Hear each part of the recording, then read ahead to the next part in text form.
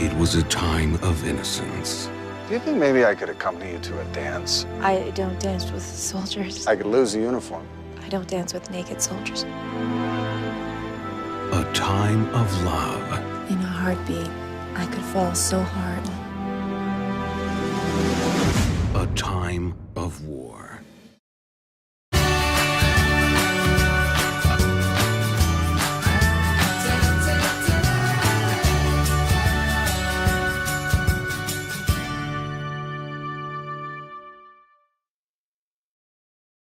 Welcome to our review of Passchendaele, a 2008 film that was written, directed, produced, and starred Paul Gross. It's a Canadian film based loosely on events that happened in the Battle of Passchendaele, which was a very famous Canadian battle. Now, Damien picked this film because we're coming up on Remembrance Day, and it was a great choice because it also happens to mark last week was the 100th anniversary of this particular battle.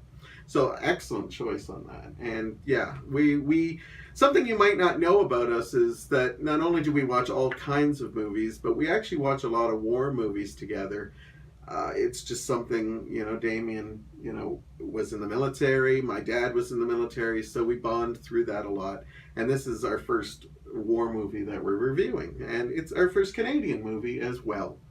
Anything you want to talk about with this movie, why you picked it and stuff? Well, like you said, I picked it because this year was the 100th anniversary for the Battle of Passchendaele, which took place during the First World War, and it was a major victory for not only the Entente, which was Britain, France, and Canada, but also just Canada in general. People have said that Canada became a nation during World War I because of the sacrifices and the great debts that we paid with not only the fighting spirit that our troops had, but also the blood that we spilled on the fields of France. And I have a military background. I know your father served in the Second World War. All of that just made me think that what a great way to remember our fallen, our troops that have served and lived to tell the tale, and our troops actively serving right now. Absolutely. Now, a little insight on this movie. I said it was loosely based because Paul Gross was actually, he got, like most soldiers, his grandfather never liked to talk about his time in World War I. And he told little stories, and they really touched Paul Gross to want to do this. So there's some scenes early on in the film that are actually inspired by things that happened in Paul Gross's grandfather from his mother's side. So his name, Michael Dunn, is actually his grandfather's name in this. But then he takes liberties as the movie goes on. And I don't believe all the events were from that. But I love that he was inspired by that and really wanted to make it. And there's not a lot of movies about Canadians in war. There's probably a lot of documentaries, but not movies. So why don't we start with your positives?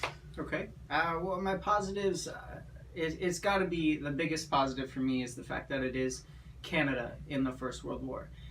Now, coming from somebody that has served in the Canadian Forces, and also I am a huge history buff. People say that World War II was won by the United States, and while that might be debatable, I definitely do believe that Canada had a huge role to play in winning World War I.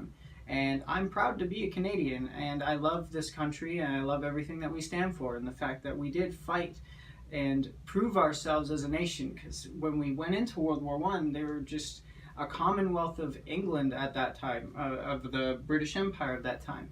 They were like, yeah, we'll fight for Britain, and people probably didn't really expect much of us, yet the Germans, the other side, they were all afraid of the Canadians. We did so many amazing things. We took Vimy Ridge, we took Passchendaele, we were nicknamed stormtroopers by the Germans. They were deathly afraid of us. They would hold the line, and as soon as they hear, oh, the Canadians are coming, suddenly unease would spread across the German lines. I find that absolutely amazing, and how hard we fight. And it kind of upsets me when, I know I'm going on a little bit of a rant No, here. you're allowed to do that. It kind of upsets me when people like always make fun of Canada and, oh yeah, what do you got, like 2 people in your military? You have to understand that we are as big of a changer in the world as anybody like the United States, as Britain is. We have paid the ultimate sacrifice time and time and time again, and we've proven ourselves. And I think that the fact that this movie demonstrates the bravery of Canadian troops is absolutely astounding. So I will always give that a 10 out of 10 for Canadian representation in the world history, especially World War history. Another thing I do like about it is the fact that the battle scenes, I feel, are very, very well shot. The effects are excellent. I do believe that some of the scenery is grim and it's shocking, and I do like the fact that it spared no expense, especially in the Battle of Passchendaele at the end of the movie. It showed how crappy the situation was. It was just constantly raining on these troops, and they literally had to sit in shell holes that were filled with water, and that's where trench foot came from. They were constantly at the risk of having their feet literally rot off because they were sitting in waist knee-high water, and it was awful. So I do like that it stayed true to that. I do like Paul Gross a lot. I think he is very underrated. I like him as an actor. I do like him as a director.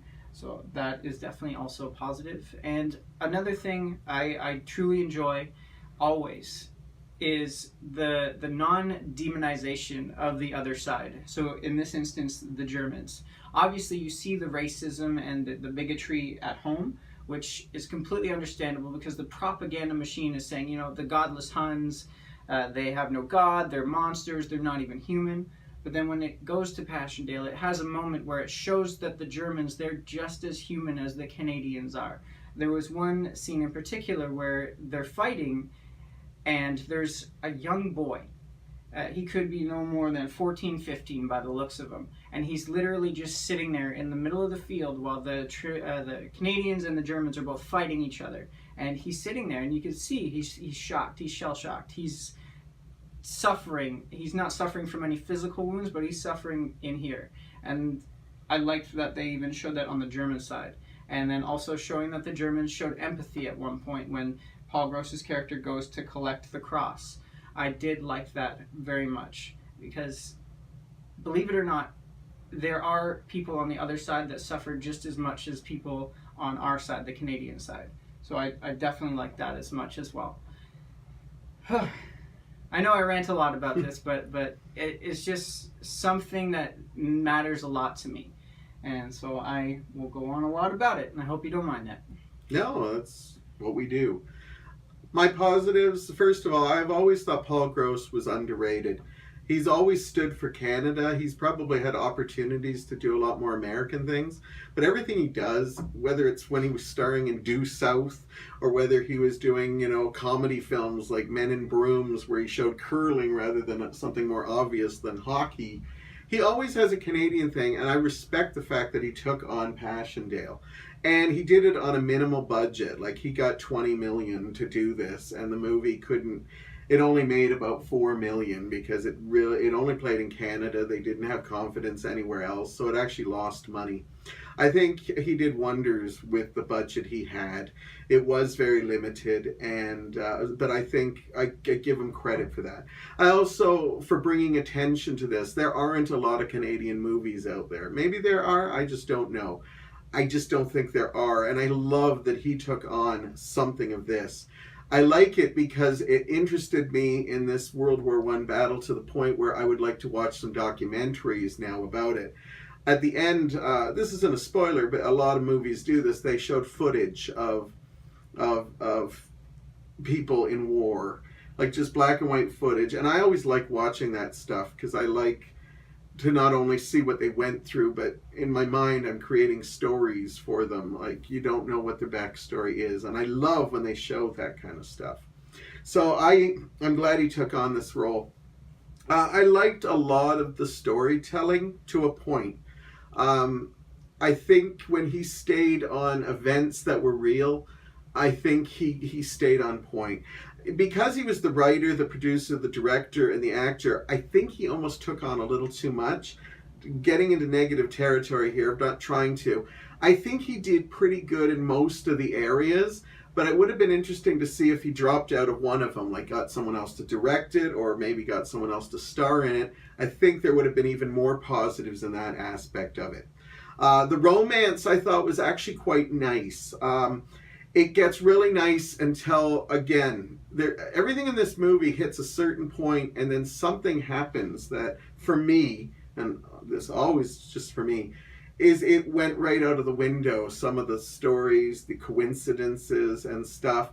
But again, talk about more of that in the negatives, because I thought overall the acting by all counts was really well done. I love Canada pays attention to detail. Like, you know, you'll see like equipment they used and uniforms, and I felt they hit all that. Lots of great filming sequences. As I said, Paul Gross did a lot of good things, a lot of good visual things, and though I did have problems with little bits of it that I will talk more in my negative. And that's pretty much my positives. There's quite a bit of positives. I'm glad you enjoyed it. So some things, and I will agree with you on this. There were some things, I haven't seen this movie in quite some time. I would say maybe over 5 years since I last saw this movie, but there were some things that, again, I will agree with you. Are you sure that makes sense? And I know that he did take a lot of creative liberties, but there's a point in the movie, and I guess going into some of my negatives here, you pointed it out to me, and when you pointed it out to me, I didn't at first see what you were talking about, but then I thought about it, and I thought about it some more, and it absolutely made sense. There's a part where during the battle, there's a lull in the battle, and Paul Gross goes to collect a cross, and I'm not going to say anything more than that, but he goes to collect a cross, a crucifix, I should say, more apt, a crucifix, and when he's doing that, it's a big moment of self-sacrifice and tremendous effort and bravery, but it constantly shifts back and forth between him and his struggle to the triage camp, way back beyond the front lines of the battle. But the way that you pointed out that it's edited, it looks like the characters in the triage camp are looking directly at the front line as if they were maybe 10 meters away. I felt stupid because I actually asked Damien, are they watching this? Or can they see this? Aren't they further back? And I had to point out, during World War I, there was a set level of how the trenches worked, and this was very clearly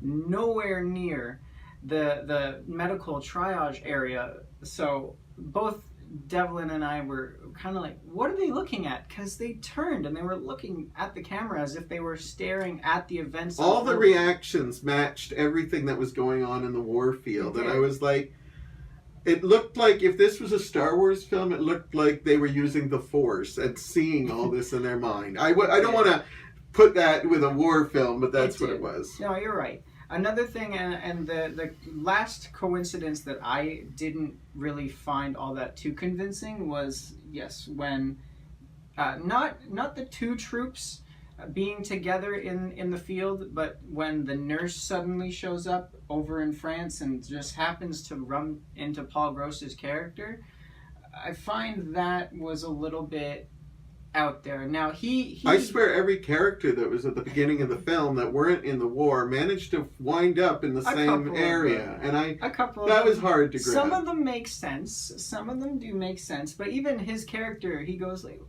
how the heck are you here? Like, what are you doing here? And then she goes, oh, it took me so long to catch up to you. I just, what? How did you even get here?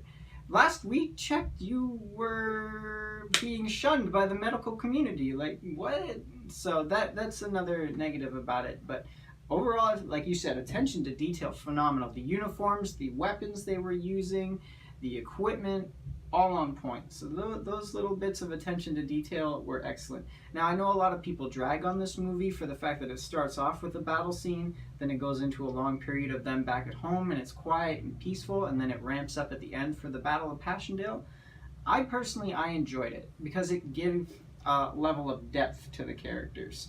and it made me attached to some of them. So I personally enjoyed that. Plus, it gave us an insight to what was actually going on in mainland Canada during the war. It showed just how mean-spirited some of the people at home could be, and also just how demeaning it was to people that hadn't signed up to fight. Because if you were of fighting age, what are you doing here at home? Go fight, you coward. So I'm glad that it actually showed that part, because that absolutely was 100% accurate. Yeah, bullying. It Yeah, was. That was about the most tension-filled I got in this film, was that scene, because I couldn't believe they did that, and it kind of saddened me a bit. But anyhow, I wanted to mention one more positive, because it kind of goes into a negative.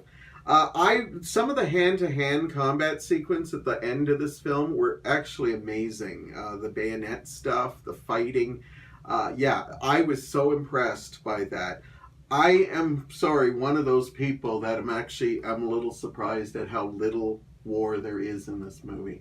And I don't watch a war movie for war. I watch it because of character development and stuff.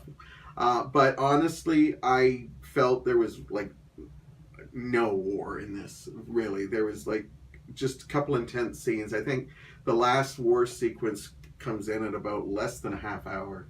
You're right. And the first one's less than 10 minutes, I would say. It's about 8 to 10 minutes. And I'm not one of those, I want to see gore, I want to see gore. Okay, so the hand-to-hand combat is a positive. One of my negatives was the explosion sequences. I felt that some of the flying sequences were so weird. Especially at the very beginning, a couple people like get shot and do these spins, or they do this flip that always shows up in Paul Gross's memory, where he literally does a thing that looks like they have high wires from Cirque du Soleil. He gets shot in his, from what I remember, he gets shot in his left shoulder and his left leg, and his body spins around. Yeah, but there's another one where it's a big explosion. They showed about 3 times because I think they were impressed by it, but I was not. I thought it looked like Cirque du Soleil. And I thought the explosions were just weird. Like people just doing weird flips and stuff, and but you know what, I think they still did good with what they had to do. I agree. And just so that everybody out there knows, and it's a big common misconception because of movies and TV, and I'm actually coming to your defense with this. When you get shot, you don't go backwards, and anybody with any kind of weapon expertise, police expertise, military expertise will tell you that when you shoot somebody, your body doesn't fly backwards. So there would be no indication for him to do a spin like this. He would get shot and he would fall down unless he had the strength to move forward. It seemed like he did a triple Lutz. And see, that's a Hollywood thing, and that's a TV thing. That does not happen in real life. Bullet goes into you, the entry wound is very small, then the back, where it exits, if it exits, and you better hope it does, if it exits, is very big. All right. That's one good thing about watching somebody who watches a lot of documentaries. You get to ask questions. Well, it's also a real life experience. And I ask a lot of questions through these movies. So, other negatives I had, as much as I respect Paul Gross for this, he took on a lot of hats. And I think he took on too many, because every time I thought he was winning the battle, oh, that's a horrible reference on a Remembrance Day, but every time I thought he was doing great, like I think his direction was really good. He had some wonderful shots. I think his writing was okay. He had some really great story things, and then the writing goes right out the window when everybody starts meeting. They choose to be in the war. I think I've been spoiled by too many war movies. Like you just showed me Band of Brothers in the Pacific. There's such a, I want to go into this war, and the two people that you follow in the story go in for all the wrong reasons, and I never felt patriotism. And this is a Canadian war movie. I want to feel they're doing it for patriotism. Paul Gross, I thought his acting was awesome when he was in the home front. I thought some of the romance scenes were really nice, but I felt when they actually got to battle, he almost was like, yeah, we're at war. Deal with it. Your matches. I didn't feel that camaraderie that you see in war movies. There was no camaraderie. And I thought that it was a little lax. And when I watch a war movie, I'm always on the edge of my seat. I don't know if Damien notices, but when we're in a theater, I usually tense up when the battle scenes start. I didn't feel any threat to anyone because they were just doing things that were like, I can't believe they're doing this. I won't get into little nitpicky things because I respect what this movie did. And I really would like to see somebody tackle another version of Passchendaele with maybe a different angle. But there was music issues I had. There was some strange music issues. But I am going to address this because they stand out badly for me. The one place that Paul Gross failed miserably as a director is the 2 love scenes in this movie. And I'm not talking love scenes, I'm talking sex scenes. One of the ones takes place, I don't want to give too much away, but during the war, where basically it almost was kind of romantic and sexy because they kind of sneak off into this thing. And then they're having like a quickie, and then you realize the whole wall is gone and they're just literally showing the war while they're doing it. Which means that anybody could have walked by going to like the canteen, and I thought that kind of takes the sexiness out of it. They did that because when the bombs are going off out in the no man's land, you can't hear her moaning. Oh, so it was horrible. Perfect camouflage. It was. I enjoy a good sex scene, and that was horrible. And you know what? He during that scene, I will have to say, I'm not sure what's the female actor's name. Caroline DeHavemus or something like that. I think that's right. Pronunciation of her last name. I could be wrong. But I apologize if you're her watching. acting during that scene was believable, and he was kind of just like a bored. He was just. I don't think his pants went off or on. I don't think there was a zipper. There was no belt action going on. Now, if that's not bad enough, there's a worse one in here, which I wish wasn't in it at all. There's a young couple back at home where they decide to splice it between a lecture and of them having artillery sex. and gruesome wounds. Right. And what I had a problem with this one is there's a gratuitous ass shot, and I like a soldier's, like a guy's ass. He wasn't a soldier yet. And then a gratuitous tit shot. Then there's nothing much more, and I didn't feel they needed that nudity in it at all. It was just like, oh, we should put an ass and a tit shot, or boob, breast, whatever you want to call it. And then the lecture continues, and then they finish with applause. I couldn't believe it, and I had to actually drop it some points because of that. That was horrible. They actually have applause from the lecture while they're laying there in afterglow, and I'm sorry, I can't forgive that. One last thing. Sorry, I'm going into it now. I blame a lot of this movie, and if you got comments to put me down on this, that's fine. I'm going to believe this. I blame Titanic a lot for this, even though there was probably movies that did it sooner. When I go to a war movie, I love those romances in war movies. But I believe that to make a successful war movie, and you go back and watch some good war movies, it's the romance between the bromance. It's the soldiers that are coming together as friends. You need that to be stronger than the love story. And if you think of the best war stories, you'll think of the friendships that are created, and then the romances are second. This is a case of where they decided, no, this is all going to be about the romance. Literally, the 2 men go to war because of the women. And that's why I lost it with there was no brotherhood, there was none. And I believe a good war movie has to do with the bromance. You need to see the anguish on their face when they lose a brother. Or even if it's not somebody close to them, somebody that they know related to them. And I had a problem with that. So that's my negatives. I'm blaming it on Titanic, because Titanic was all about it's all about the romance, and they have to be at all the major spots, and that's what I feel he was attempting here. All right. So what would you give it? Oh, I'm going to do numbers first? By all means. Okay, on a scale from 0 to 5. Now, I have to tell you all, Damien's seen this. He chose it, but this is my first time seeing it, so I might see different things if I see it later. It doesn't matter how you rate this, because it still had some good feelings on it. Because it's one of the only movies about the Canadian War. So I have to give it a 2 out of 5. I can't even give it a halfway Just a point. 2? A 2. I liked so much about it, but every time I liked something about it, they would do something that would betray me. And I hate doing that because I think all war movies are kind of important for people to see. And this one is a Canadian war, but this made me want to go out and watch documentaries or hope that somebody will tackle it and just concentrate more on the war and develop the characters in the war. All right. I'll give you that. I'm actually a little shocked, considering that this is a Canadian film about a Canadian battle. I want to give Canadian films, but I have to also be honest. I feel you. Yeah. I feel you. However, when I first saw this movie in theaters, I enjoyed it. I feel like I was one of the only folks that enjoyed it. I even bought it on DVD when it came out, and I then again bought it on Blu-ray. So I thoroughly enjoyed this movie, and I give it a 3.5 out of 5. Well, that's our review of Passchendaele. And remember, Remembrance Day is coming up.